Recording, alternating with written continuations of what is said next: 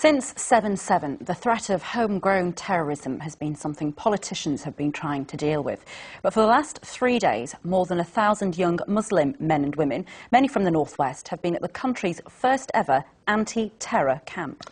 Yes, led by a renowned Islamic scholar, the idea is to give Muslims the tools to fight extremism from the inside. In a moment we'll hear from 3 of those from Greater Manchester who attended, but first this report from Nazia Mogra.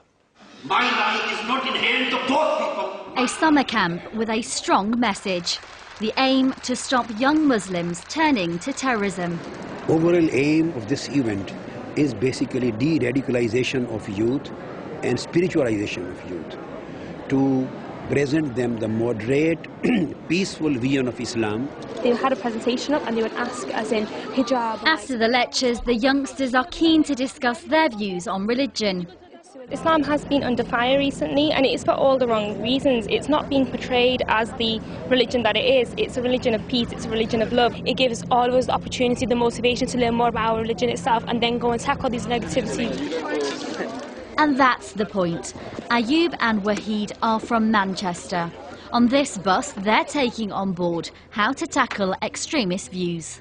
You pass on the knowledge that you gain, and you encourage good activity as a human being, really.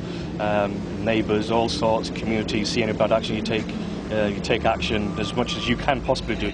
It's the first anti-terror camp in the UK, and this is why. Growing concern that a minority of disaffected youngsters are being brainwashed by extremists, turning to terror camps and losing the true meaning of the Quran. The biggest threat to human society is terrorism.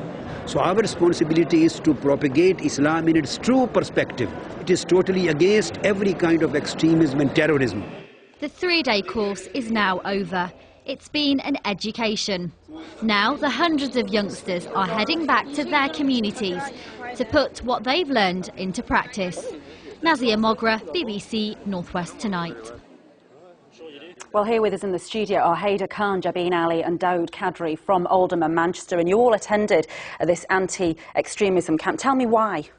I think for myself, because I do a lot of local community work within the Oldham area, it was important for me, because I think majority of Muslims, the majority are against extremism, but we don't know how to combat effectively the terrorists, the radical thoughts and their propaganda material. So when I saw the advertisements for this camp, the anti-terror camp, I thought it was a perfect opportunity for me to gain the tools that I need to go back into the local community, go back to where I come from, and give the responses that effectively deal with the issue, and hopefully, slowly, it will prevent future. I mean, we might explore what those tools are in a moment, but Dawood, how often do you come across extremism and extremist views in your life?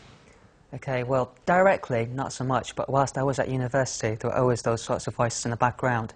Just people angry over British foreign policy, Iraq, Afghanistan, for example. So there were always angry reactionary voices that, could be heard there. And could you see people getting sucked into it and being radicalised? I couldn't actually see the radicalisation happening so much, but you could see like a mix of people who were perhaps on the brink and people who were perhaps a bit further gone. Well, Jabeen, I mean, we're talking about the tools you've now got to fight it, but extremists will often say, well, look what's happened in Iraq, look what's happened in Afghanistan, look what's happened in Palestine. We have every right to fight and carry out a war against it. So how do you counter that? The bottom line is that in Islam, violence isn't right. Killing innocent people isn't right. That's the bottom line. So regardless of whether people in Palestine are being killed, in Iraq they're being killed, it's not right. We learnt in the lecture there is other ways of combating this. We live in a democracy, and you have the right to vote, you can peacefully protest, you can lobby. These are more effective tools, more in line with Islamic teachings than... So do you feel that now that you've been to this camp, you'll have a stronger, louder voice to combat those minorities who are extreme? I think most definitely, because like we've mentioned, it's giving us the right answers, the answers we've all been looking for, the answers I think the majority of the Muslims needed. And the knowledge, the knowledge, religious arguments. The religious arguments, because one of the things that most radicals do is twist verses of the Quran and the Hadith, the sayings of the Prophet ﷺ.